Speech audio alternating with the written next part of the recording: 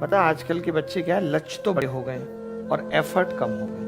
मैं जब गांव से निकला था, घर की देहरी पे बैठ के जब मैंने ये डिसाइड किया कि अब मैं दिल्ली जाके तैयारी करूंगा, तो मैं वर्स्ट से वर्स्ट ये सोचता था कि यार अगर आईएएस की तो कुछ नहीं होगा, तो बिहार का तो निकाल ही देंगे एग्जाम, बिहार पीसीएस। मैंने कहा इतने पीसीएस होते। फिर मैंने कहा यार उससे भी ज़्यादा बदतर हुई, एसएससी भी नहीं हुआ, तो मैंने कोई नहीं एमटीएस तो निकाल ही देंगे, क्योंकि उस टाइम एमटीएस का एग्जाम भी सरल आता होगा, देखा होगा हमने कहीं से।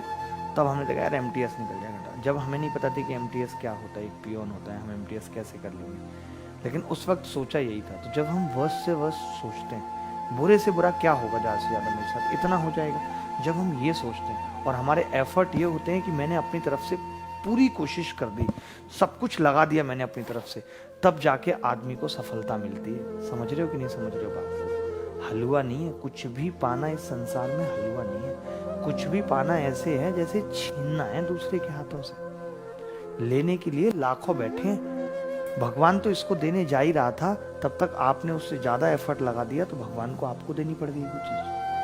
भाई सीधी सीधी बात है, बिना एफर्ट के कुछ नहीं मिलेगा। आप शादी में ही जाते हो, टिक्की के काउंटर पे खड़े हो, कितना एफर्ट नहीं लगाना पड़ता है। कई बार टिक्की खत्म हो गई, आप निकल गए, जिसने साइड में घुस के ये वो दिमाग लगा के दुनियादारी करके छीन ली। ऐसे बहुत से केसेस हैं। तो एक बहुत छोटा सा एग्जाम्पल है कि कुछ भी अगर पाना है तो बिना एफर्ट के कुछ नहीं मिलेगा। एक छोटा बच्चा जो माँ के पेट से आता है, उसे भी दूध पीने के लिए मुंह चलाना पड़ता है, जो कि कुछ नहीं जानता, बट इतना सीख गया कि हाँ भाई मुझे मुंह चलाना है। एफर्ट उसका भी लगता है दूध पीने, अपनी तरफ से बेस्ट ही लगा रहा है, तभी जिंदा है। तो भैया बिना एफर्ट के कुछ नहीं मिलता, मेहनत करो। ये नहीं है कि अब आज अगर न्यू ईयर है तो आज बस न्यू ईयर मनाएंगे, घर से ले लिए हमने 200-400 रुपए पापा से, बस चल दिए न्यू ईयर मनाने, उसके साथ कॉफी पियेंगे। आ जाओ यार कॉफी पे। हाँ हेलो यार, मैं कह रहा था आज तो न्यू ईयर है, बताओ सीसीडी आ जाती यार। नहीं ना, पापा कह रहे न्यू ईयर पे बाहर मत निकलो प्लीज, समझो ना यार, एक साल में एक बार तो दिन आता है, आज तो कम से कम एंजॉय कर लेते हैं। आ जाओ आ जाओ, चलो ठीक है, मैं तुम्हारा वेट करता हूँ। भाई साहब 3 बजे लड़का पहुंच गया, लड़की आ रही है 6 बजे। अब आदमी का जो भाव है उस वक्त बड़ा मुश्किल है, क्या करे, गुस्से में उसको बयां करे या कैसे। तो बेचारा लड़का जब नया नया होता है तो गुस्सा तो कर नहीं सकता। 6 बजे आई है मैडम, क्या कहेगा?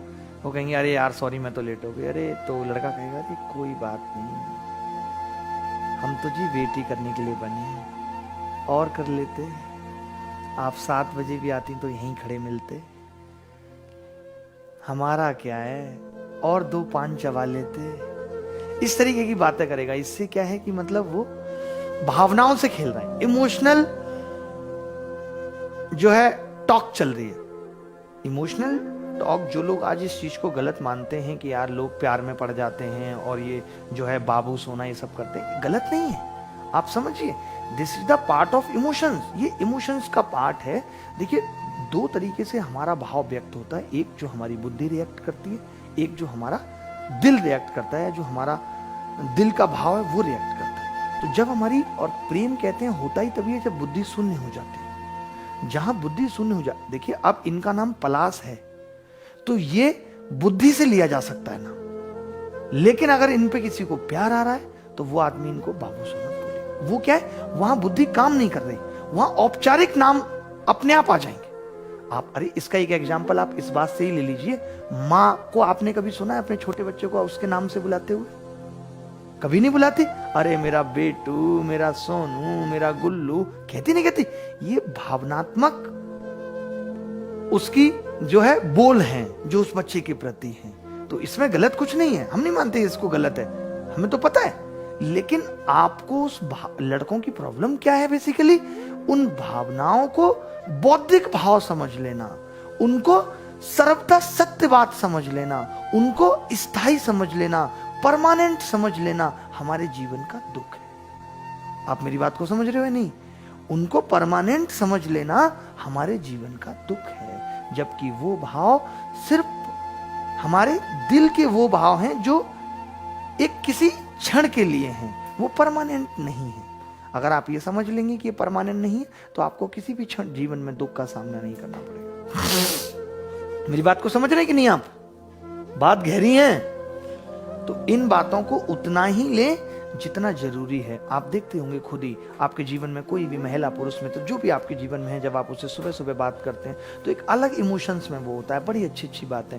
शाम तक वही अच्छाइयाँ सारी लड़ाई में बदल जाती हैं। क्यों होता है ऐसा? क्योंकि अब बुद्धि काम करने लगी है। इसीलिए कहते हैं ना कि चाहे आदमी लव मैरिज कर ले, अरेंज मैरिज कर ले, 1-2 साल बाद बुद्धि काम करने लगती है। प्रेम तब तक था जब तक बुद्धि शून्य थी, काम नहीं कर रही थी, सब कुछ बहुत अच्छा चल रहा था। जब बुद्धि काम करने लगती है तो तुम कुछ कमाते क्यों नहीं है?